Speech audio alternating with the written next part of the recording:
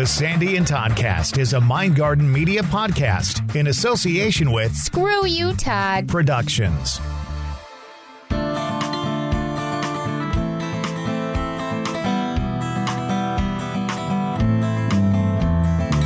It's another episode of the Sandy and Toddcast, and it's more history this time around.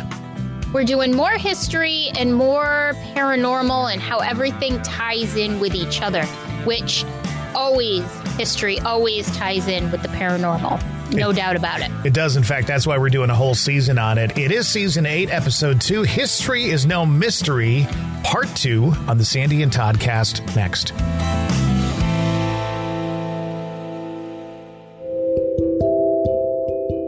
Hey everyone, it's Aaron, and I want to share with you a glimpse into my podcast, The Witching Hour with Aaron Mazza. Join me as I welcome fascinating and informative guests with each episode. We'll dive into all topics witchy, spiritual, and just plain different. Find me on Facebook, Instagram, and anywhere you listen to your podcasts. The Witching Hour with Aaron Mazza is a Mindgarden Media production. Broadcasting from two very different yet magical places not found on any map. Get ready to discuss the strange, weird, ghostly, crazy, spooky, and odd things that take place around us each and every day. All while having a little bit of fun. This is the Sandy and Toddcast.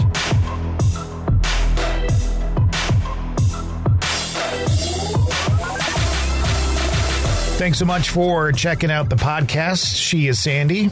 He is Todd. And it is the Sandy and Toddcast. How are you? Good. How are you? I'm good. Earlier this week, I think it was either on the last podcast or something in between the seasons, we talked about how we don't get a chance to talk all week. You had a week this week that wasn't so busy. I had one that was just busy from hell. I know. And so then, every once in a while we'll check in and be like, how's your day? And it'll be like, one of us will just unload like all this shit going on in our life, whether it's, eye problems or I had a big goiter thing going on or whatever it is. Stop calling it a goiter. That's the worst word. I don't know what's worse, moist or goiter, but they're both horrible words. They're up You've there. Been calling it a goiter. It was not a goiter. But we unload all this information and then we immediately say, but how are you? Because it's more important to find out how the other person is than to sit and bitch and moan about your own life, Well, that's what best friends are for. This is what we're here for. Like, I'm always here for you. You're always here for me if we really need each other. I think one of the best things about having a best friend, and you can relate to this as well with Lisa, because you guys have been best friends for years, too. I got a story on that, by the way, but yes. Is that you don't have to talk constantly. You don't have to be in each other's face constantly, but you know that the other one is always there for you. And that's kind of what I think the best friendships are really built on, is knowing that they're there for you, whatever. And so I just had like a really rough week this week.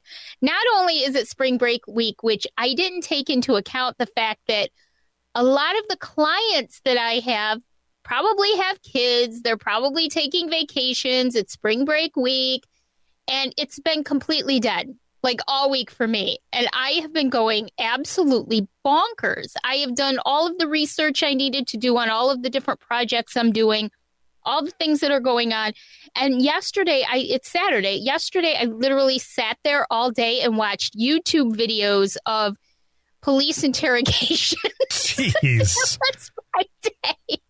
And it drove me nuts. I can't even imagine not working at all. Like, I can't. It takes me back to the beginning of the pandemic when I was furloughed for those 5 months and I couldn't get a job because I was just furloughed. And so that was my day.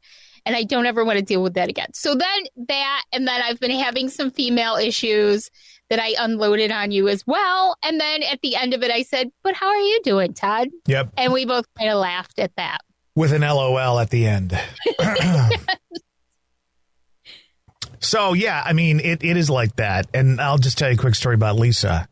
So Lisa has a new job that she's been working on for several weeks. And she's just very busy during the day. So We're not a chatter. I mean, we probably, Lisa and I probably chat less than you and I chat, and you and I don't get a chance to chat as much as we used to. Exactly. So it's really few and far between with her. But I do know if it's during the day, she's too busy to chat. She's too busy to talk. So yesterday, I'm working. It's a busy Friday. It's radio. So all the salespeople have waited to the last minute to get everything they need in for the week. Mm-hmm. And so then all of a sudden there's a phone ringing and it's Lisa. So I answer it and I said, "What's wrong?" And she goes, "Well, how did you know something was wrong?" I said, "Because otherwise you wouldn't be calling me." So her husband and her son were stranded because their car died. No. And so I had to wrap up, kind of like leave things here and go find them, pick them up, get them to the, all over in the afternoon. Yep. And I was happy to do it. And everything turned out right. It was a battery or whatever. But it's like, Lisa, you never call during the day. So you barely, if I do reach out and say hi, because like once in a while we'll go, "How are you today?" And then there'll be nothing after that. But, yeah. But like with her, I don't get any response with her. And to the average person, that may seem like we never talk to each other, but it is that we talk to each other. It's our language with each other is, "I'm thinking of you, but I'm so busy," or "I'm so distracted, I can't, but I am thinking of you."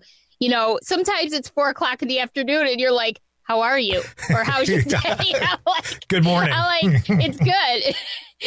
Or I'll throw a good morning out there. And, but to me, that's what the best friendships are based on. So, but that's been the kind of week that it has been. And you've just been slammed. So when we record our episodes, not only is it the normal reason why we record to do the podcast, but it's also to kind of connect face to face, because being several states away from each other, I can't just get in the car and drive to say, "Hey," or "Let's go get an ice cream," or "Let's go do something." Right.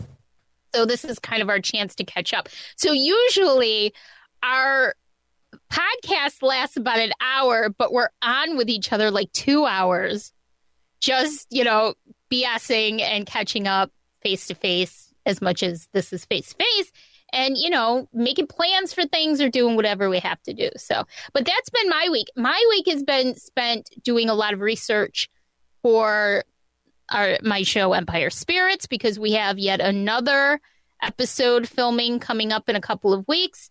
And also my family, I've talked about this several times, so I won't keep going into it. But next weekend, Dave and I and Spike will be heading to Pennsylvania to see not only our living family, but also visit some of my ancestors who are down or were down in the Wilkes-Barre area, and we'll be taking them some flowers to the grave sites and visiting with them. And we'll also, and this kind of ties into the season we're having, I'm also going to be bringing some equipment to see if we can actually make some contact with some of my ancestors. So I've been doing a lot of extra deep diving into their lives to see if not only I can find out more about them, but also come up with some ideas, some names, some events that might be trigger objects to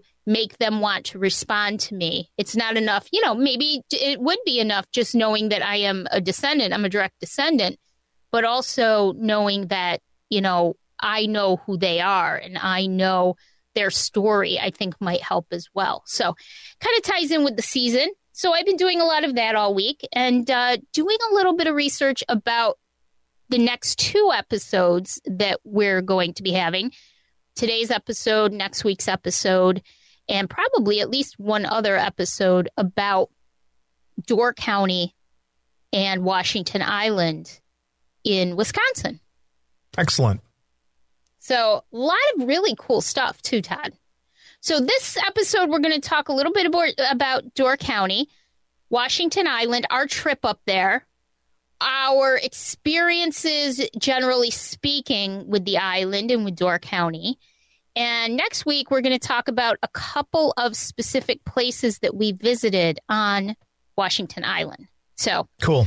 I want to preface this because if you don't know Wisconsin, you probably don't understand exactly where we're talking about. But if you put your left hand in front of you Door County would be your thumb, basically.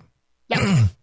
And I live kind of underneath your pointer finger, right next to the thumb. There's like a lake there, and it's called Lake Winnebago, and it's named after the Winnebago tribe of Indians. And the interesting thing about Wisconsin is, and it's not landlocked because we've got, the Mississippi River's here. The Wisconsin River goes into the Mississippi. You could get from here to, the Gulf of Mexico relatively easy. But the other thing that you can do from Wisconsin, from where I live on Lake Winnebago, you can actually take the Fox River to the Bay of Green Bay, which then can get you to Lake Michigan, which can take you basically all the way through the Great Lakes and out the St. Lawrence Seaway and get you out into the Atlantic Ocean. So where I live, from where I'm at right now, a lot of fur trading, a lot of trading and all that kind of stuff for Wisconsin because of that link between here and there. It's so fascinating. And first of all, the first thing I have to say is every time I think of Lake Winnebago, which, by the way, is absolutely gorgeous. We visited there a couple times with you. Mm-hmm. It's literally 5 minutes from your house, and it's absolutely beautiful. But I always think of like travel trailers and when I think of Winnebago, because that's what they were called. Right. But a lot of people don't realize that the Winnebago tribe was an actual Native American tribe that was very prominent in that area of the country. And of course, Chief Oshkosh. That's right. We went to now, is he buried where we went? He is buried where we went. Yeah, right? They moved his remains. Originally, he wasn't buried there, but they did. Look, I'm telling you the history. But they did move it. They did move his remains there. I remember Dave made some kind of funny kind of comment or joke, and we were cracking up. And we said, "Oh, Dave, you're funny. You're funny." But yes, his remains are actually there, and it's a beautiful statue. Yeah, a beautiful memorial to him, and And it is gorgeous in Wisconsin. I didn't know what to expect. I mean, a lot of people don't think about Wisconsin as like first on their list of places to go on vacation. And I will admit that until I knew you, I never really thought of going to Wisconsin. It was always places down in the South or the Caribbean. But Wisconsin is actually an absolutely gorgeous state. And there's so many things you can do. And I think for us, when we drove up to Door County, it took us, about 3 hours from you? Right. I think it was about 3 hours to get all the way up to where we were staying in Sister Bay. But on the way, we stopped at a restaurant called Shipwrecked, and we'll talk about that in a second. But let me just give some really quick history on Door County, just so everybody kind of has an idea. Door County is sort of like the, I don't know, resort area, maybe they would call it, of Wisconsin. It's like where everybody goes for wineries and, adventures and sightseeing and history. And it's the easternmost county in Wisconsin. So it's all the way east. Like you said, it's kind of the thumb on your left hand. Yeah. As of 2020, the population was just over 30,000. And when you think about the size of Door County, it's not that large. So that's a decent amount of people that actually live there year in, year out. And when we were there, it was June and it was about 60 degrees. And I thought it was a little cool for June.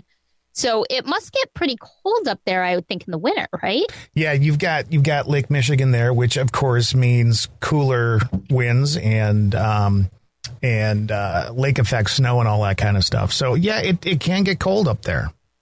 It's named after the strait between the Door Peninsula and Washington Island. The county itself was created in 1851 and it was organized in 1861. And they call it, this is great, the Cape Cod of the Midwest. Yep, I would say that makes the most sense. Yes. It's a vacation destination. Everybody goes there. And it's known for its picturesque coastal towns, some specialty shops, fish boils, wineries, cherry and apple orchards. And I mean, the scenery is just absolutely glorious.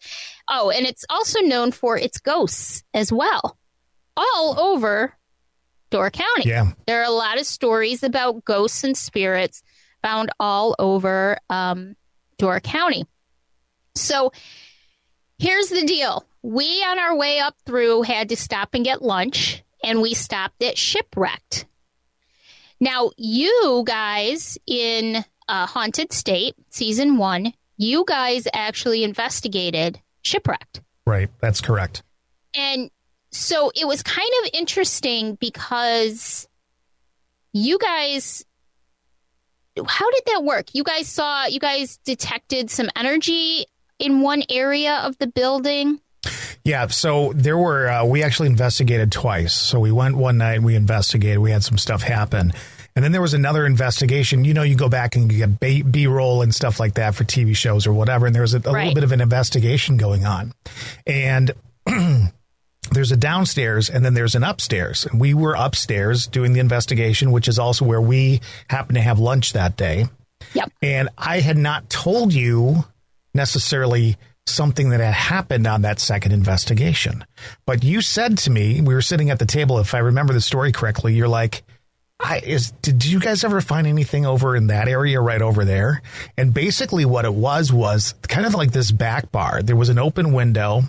And then inside there was like, you know, this soda machines where the waitresses could go get soda and there were sinks and stuff like that. So kind of like a back bar or a little work area for the waitresses and stuff like that. And that happens to be a place where some stuff got thrown at one of the people on the team for Haunted State.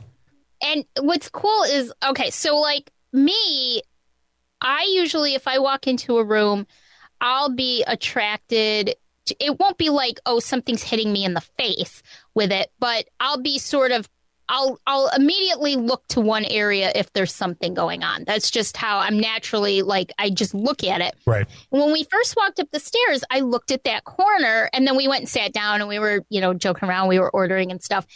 And that's when I asked you, because out of the corner of my eye, I could see a woman walking past that window and she had like shoulder length brown hair. And that's why I was like, do you guys, because honestly, I watched Haunted State when we first started talking, but that was 3 years ago and it was like a year ago now. And that we were on vacation out there.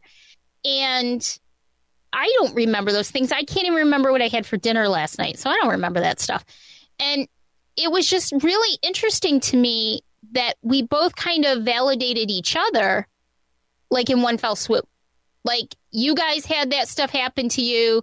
I felt that stuff and it was just kind of cool. And I knew that we were going to have like a really cool weekend up in Door County when that started right off the bat. And we ended up having an amazing time. And we'll be talking too about Cana Island Lighthouse in an upcoming episode, because that to me was an experience that both of us shared that is just off the charts. And I'm kind of thinking that we're never going to, and I hope that we do, but I'm kind of thinking, boy, that set the bar pretty high, you know? And so that'll be coming up in an upcoming episode. But the interesting thing about Door County is not only is there water everywhere, but there is more than 300 miles of shoreline with limestone bluffs. So notice I said limestone because what is a great conductor of energy but limestone rock and water? And so you kind of have that natural, I guess it's the nature of the beast up there, that with so much history and so much going on in Door County, Wisconsin, that limestone and water just makes perfect sense to me. And that sort of got us started on our journey for that weekend. And then we ended up going to, let me add this little bit too, because this is neat. Door County offers more miles of shoreline, one of the highest concentrations of lighthouses, and more state parks, a total of 5 than any other county in the state. So you've got a lot of lighthouses up there, and we all love haunted lighthouses. Who doesn't love haunted lighthouses? Right. So after we had lunch, we decided to head up to Washington Island. And I remember from Haunted State, when you guys headed up there, I remember that you told me that it made you a little bit uncomfortable being on Washington Island. So I had that in mind the whole time. We kind of talked about it a little bit. Your first experience over there was a little, I don't know, would you say overwhelming? Yeah, it was not. I mean, I wasn't expecting it. I've lived in Wisconsin my whole life. I've spent time up in Door County, but I never made the trip across to Washington Island. So this was the first time for me. And obviously we were going up for an investigation. So I knew kind of what we were walking into there.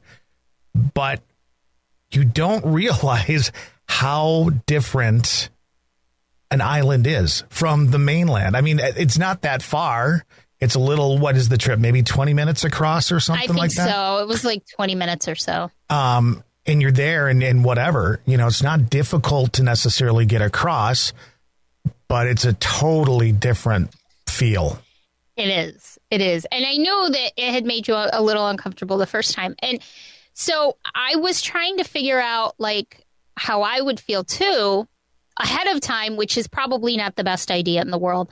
And I knew that they call that area between the mainland and the island Death's Door.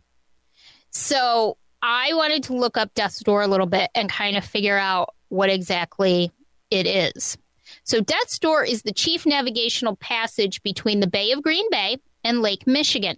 It lies between the northeast end of the Door Peninsula and the rocky shores of Pilot, Plum, Detroit, and Washington Island. So it's pretty cool. As we walked up there, I remember we sat in the car in line for quite a while, to the point where we weren't even sure if we were in line. Right. We didn't know what was going on. And it was a hot day that day, too. And so we finally get up there. And it's absolutely gorgeous. But when you get up there and you get the car onto the ferry boat, you go up to the top flight, the floor, you can actually see around. And there are a bunch of islands around, because I wasn't aware that there were going to be other islands. So it's kind of neat. And it's absolutely gorgeous. But as we got closer, I felt the shift. I could feel the shift. And I remember, now they call it Death's Door. Let me back up just a little bit. They call it Death's Door. The name came from Native American tales, which were heard by early French explorers, and they greatly embellished them over the years to suit their needs. The legends tell of a huge Indian war party led by the Winnebago tribe that were pummeled to death against the rocky shores while trying to capture Washington Island from the rival, and I'm going to butcher this, Potawatomi. Pretty close. Potawatomi. You know what? That's the difference between your Midwest and my Northeast, is the accent. I do it all the time. And you know, where I put the accent on things. Yeah. And that was in the early 1600s. And to date, Death's Door is indeed home to about 240 shipwrecks. In modern times, though, it doesn't really happen because of the technology and the knowledge of the passage to the island and everything. So I did start to feel the shift. And I think I even mentioned it to you. I said, this is where I'm starting to feel it. We were probably about halfway there. It's like if I remember properly, the thing that we're on, what do they call that? The boat, ferry. But the ferry, it turns kind of to the left, and you're actually passing another island that has a lighthouse on it. And yes. As soon as you turn that corner and you kind of see Washington Island, the feeling totally changes. Yes. And that's exactly where it happened.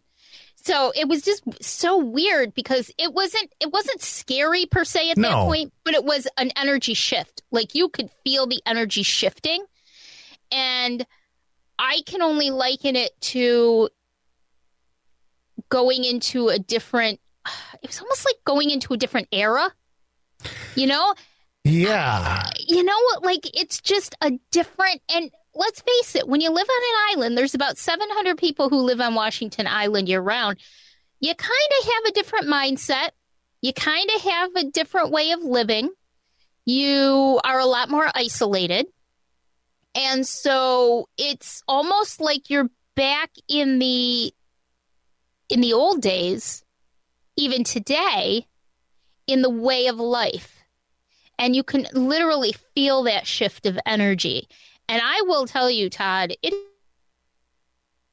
is a little unsettling to feel something like that. It was almost like a sunshiny day, and then and it wasn't that it wasn't sunny once you turned the corner, but there was just like it was almost like it was just a little more overcast when you turned that corner. Yeah, Dave and I joke all the time because if we go away on vacation or we do a day trip, the farther away from the Utica area, which we live just outside of Utica, the sunnier it gets, the nicer the weather. And as you're returning back to the Utica area, a lot of times it's darker. And that's sort of like the idea of it. It's just kind of two different energies, two different mindsets, two different ways of life. Just, you can definitely feel it. And it is a little unsettling. I don't know that I was actually expecting it. I mean, I knew how you felt and I knew that there might be something, but I didn't expect it there. I didn't expect it at that point. Right. I figured once I got on the island, I would start to feel it, but it was pretty early on. So it was cool. And let me just preface this by saying that I in no way dislike Washington Island. It's just that the experiences that we had, and we'll talk about that later, the experiences specifically that we had on Washington Island were a lot different than a lot of other experiences I've had. Yeah. Washington Island itself, for anybody who's not familiar with it, it's approximately 5 miles wide by 6 miles long. So it's not a huge island. And it's made up of, among other things, limestone. Right. So there's one of your conductors surrounded by the other one, water. The earliest records and maps of the French with whom the written history of the region begins do not name the individual islands, but they call them a group. So it wasn't like Washington, Plum, Pilot. They were all one group. And the names chosen back then depended on which group of Native Americans they found on the islands at the time. So the French discovered the grouping of islands, but the Native Americans were the first true inhabitants, and there were different tribes depending on the specific island in the grouping. Irish and German immigrants were the first to actually settle there, and the French maintained a fur trading business with the Native Americans. But in 1870, which is a little later than I would have thought, a group of 4 Icelandic men settled on the island who wanted to take advantage of the fishing and farming opportunities on Washington Island. So soon after, there was a significant population of Icelandic and Scandinavian immigrants across Washington Island. Today, the island is home of the one of the oldest Icelandic communities in the United States and among the largest outside of Iceland itself. The Icelandic influence is still felt in the architecture, the museums, the names, the thick skin of the islanders who call it home. I mean, let's face it, you got to have thick skin if you're going to stay on that island 12 months out of the year. Absolutely. I mean, that takes a lot out of you. Descendants from the 4 original Icelandic settlers still call the island home. Boy, I wish I would have been able to track those people down because I would love that. That'd been a cool afternoon. I know. And the names of those pioneers adorn roads, buildings, and ferries on the island. So you and I visited, among other things, the lavender field, where you guys did an investigation, which unfortunately was closed. And but there was a gorgeous building on the field, which was absolutely beautiful, another Scandinavian thing. And we visited the Washington Island Stavkirkey, which we'll talk about next week. And the other one that we're going to talk about in more detail next week would be Nelson's. What did they call it? The Nelson's Hall. Yep. And so we're going to talk about our experiences there, too, because those 2 places were really, really interesting places for both of us. And so we can talk a little bit more about our experiences there. But tell me what your overall feel of the island is. What is your take on the island overall? And then I'll tell you mine and we'll see how close we are. Well, I think that because of the hardships of living on an island, I think the people who live there are very closed off to outsiders. They're happy to have the tourists come over and buy their ice cream and buy their lavender and go to Nelson's Hall and have some bitters. I mean, they're happy for that. Yeah. But in the same respect, unless you're born there, you're always an outsider. And one of the stories that comes to mind is there are 2 lavender fields on the island. There's a big one, and then there was another one that was started at the dairy that we went to, Island Dairy.